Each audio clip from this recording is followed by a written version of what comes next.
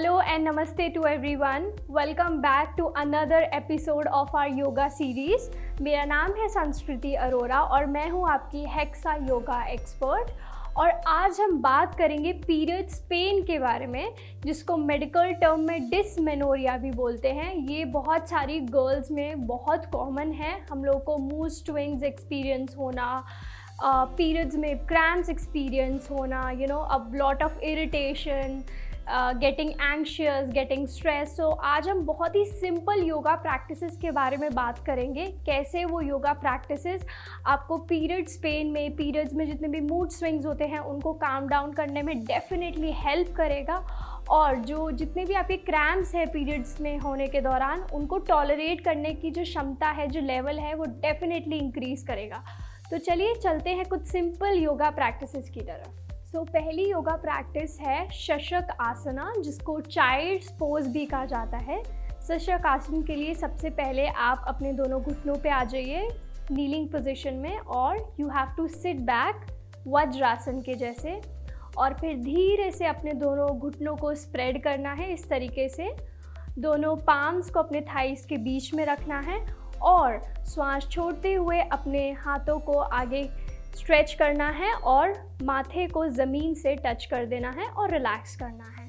आप चाहें तो पिलो भी रख सकते हैं अपने टमी और अर्थ के बीच में, ताकि आपको एक सपोर्ट मिल जाए, और होल्ड करेंगे।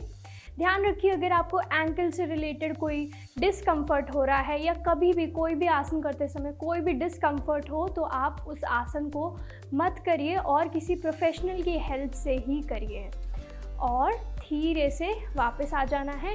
ये आसन आपका जितना भी स्ट्रेस है, एंग्जाइटी है, उसको रिलैक्स करने में हेल्प करेगा, आपको काम डाउन करने में बिल्कुल हेल्प करेगा। जो हमारा दूसरा आसन है वो है भद्र आसन। ये एक हिप ओपनिंग आसन की कैटेगरी में आता है।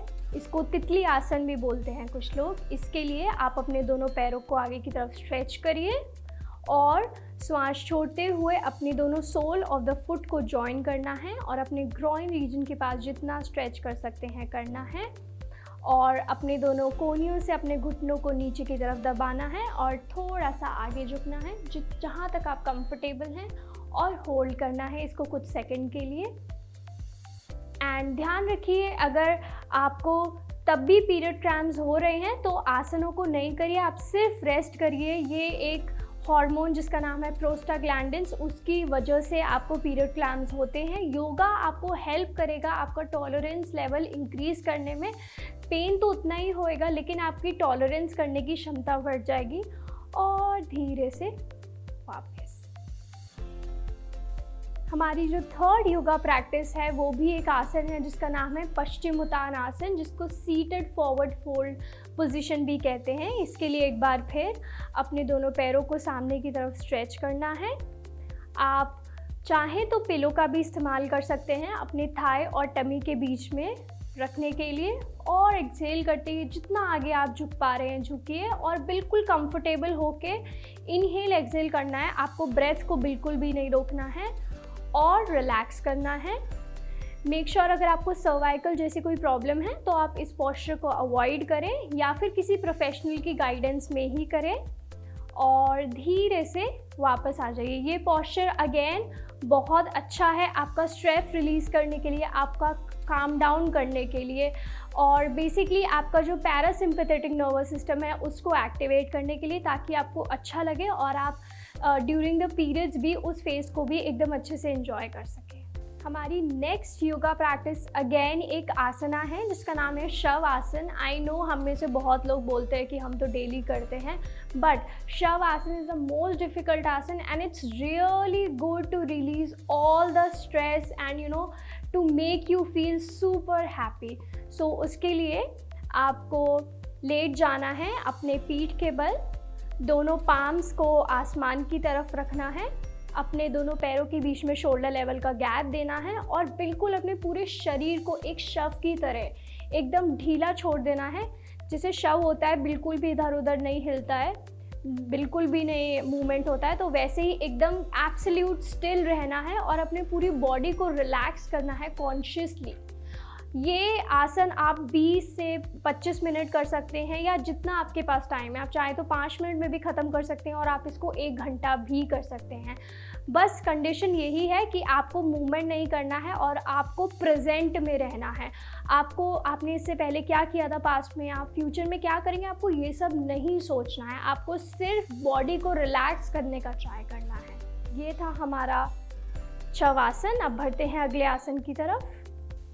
हमारी लास्ट और मेरी पर्सनल फेवरेट प्रैक्टिस है एक प्राणायामा, जिसको बोलते हैं उज्जयी प्राणायामा। उज्जयी प्राणायामा के लिए आपको अपने थ्रोट रीजन की मसल्स को कंस्ट्रिक्ट करना होगा और फिर आपको इनहेल एक्सेल करना होगा। आपको इनहेल एक्सेल की आवाज़ आएगी बिल्कुल उस तरीके से जैसे कि कोई स्नोर कर रहा है, या फिर अगर आप अपना लेफ़्ट हैंड लेंगे और उस पर मिस्ट क्रिएट करेंगे बिल्कुल इस तरीके से,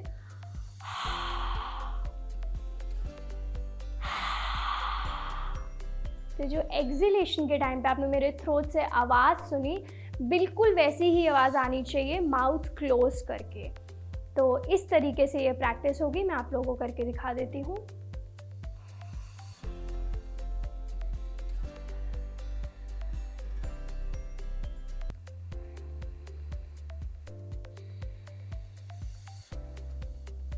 ये ब्रीदिंग पैटर्न बिल्कुल उस तरीके से है जिस तरीके से एक छोटा बच्चा इनहेल एक्सेल करता है, और ये ब्रीदिंग पैटर्न इस तरीके से इसकी फिजियोलॉजी है कि आपको बहुत ज़्यादा रिलैक्स करता है। इसको ओशन ब्रेथ भी कहते हैं, और ओशन की साउंड तो कितनी ज़्यादा रिलैक्सिंग होती है। तो इमेजिन आप ओशन की साउंड अपने साथ आपके साथ है हमेशा, तो जब भी आपको यूज़ करना हो you can use it any time. तो ये थी हमारी कुछ सिंपल सी योगा प्रैक्टिसेस जिसको आप ड्यूरिंग पीरियड्स, बिफोर या आफ्टर पीरियड्स बिल्कुल कर सकते हैं बिना किसी टेंशन के। एंड आई होप आपको ये सारी प्रैक्टिसेस समझ में आई होंगी। ये सारी प्रैक्टिस आपकी बॉडी के टॉलरेंस लेवल को इंक्रीज़ करेंगी ताकि आपको पीरियड क्रैम्प्स में इतना ज़्यादा दर्द ना हो। ऑफ कोर्स दर्द होगा but tolerance level again increase कर देगी। सो या this is it for today. अगर आपको कोई भी स्पेसिफिक डिज़ीज़ के बारे में प्रॉब्लम है या मुझसे पूछना है तो आप प्लीज़ मुझे कमेंट सेक्शन में बताइए, मैं ज़रूर हेल्प करूँगी। Till the time please don't forget to like, share and subscribe our channel. This really motivates us. And मिलती हूँ मैं जल्दी अगले वीडियो के साथ एक नई समस्या के समाधान के साथ। तब तक के लिए नमस्ते, स्टे फिट, स्टे हेल्दी।